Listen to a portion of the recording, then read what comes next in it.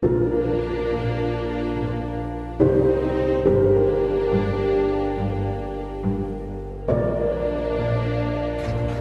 guys,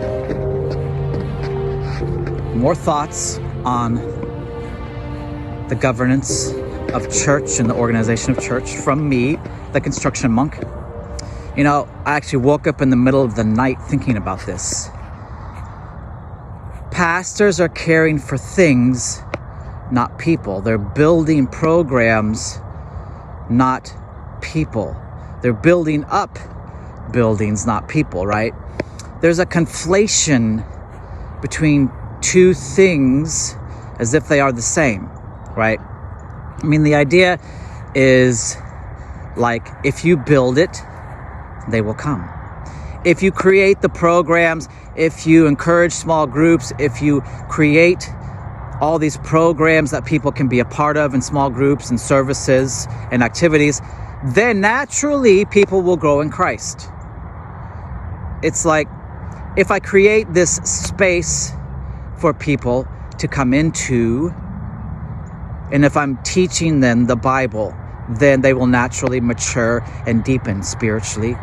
They will naturally grow deeper in Christ and grow to know how to follow Christ. If I just talk at them about it, well, that's not what Christ said, and that's not actually true. You're conflating the creating of programs with the caring for people. It's not the same thing.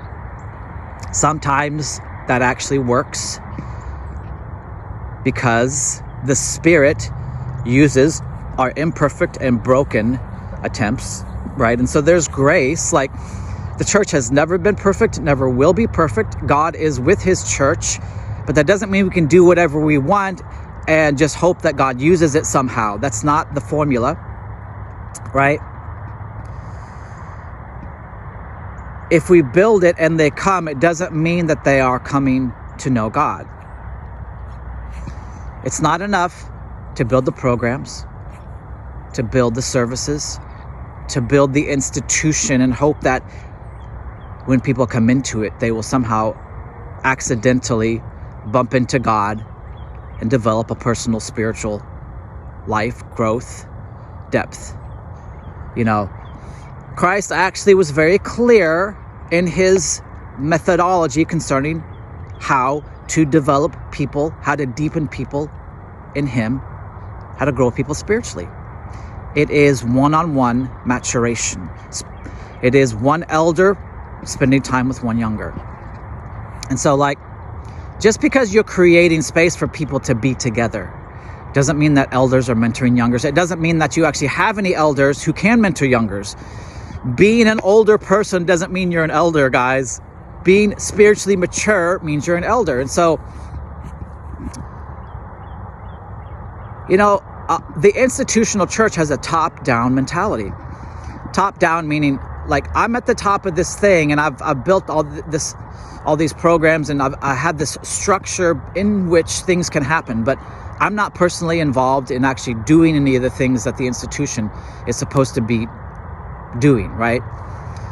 The institutional church and the CEO pastor is top down.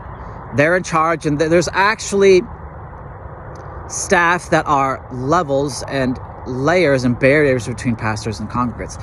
So which is crazy, guys, right? A pastor is supposed to be pastoring people, but he's actually pastoring programs.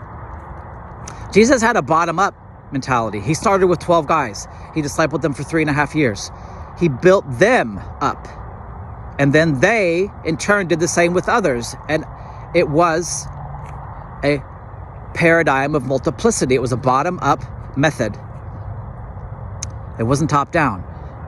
It wasn't building programs and hoping that somehow accidentally people would grow and mature. It's not true that if you build it and they come to church, that is the same as people coming to know God, to grow in God. It takes an intentional, long-term effort, a sustained effort to develop people in Christ.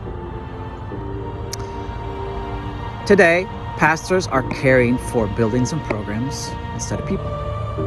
That's the bottom line. All right. Got it? Love you guys. See ya.